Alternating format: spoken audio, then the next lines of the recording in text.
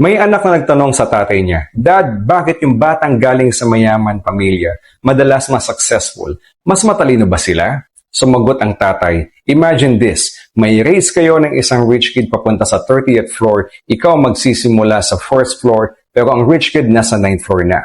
Sa tingin mo, sino unang makakarating sa 30th floor?" Ang sagot ng anak, "Yung rich kid po, kasi mas mataas na siyang nagsimula." Tumango ang tatay, "Tama. Magkaiba kayo ng starting point, may head start na siya kaya mas konti na lang ang kailangan niyang akyatin. Pasensya na anak na hindi kita mabibigyan ng magandang starting point, pero mas matibay ka dahil sa hirap ng buhay." Ngumiti ang anak, "Okay lang dad, sisipagan ko para makarating sa itaas." Minsan, hindi lang talino at swerte ang success, kundi sipag at tiyaga sa pagharap sa mga hamon. Mr. Dekdek Internet Cafe, ang pinaka-affordable na computer shop?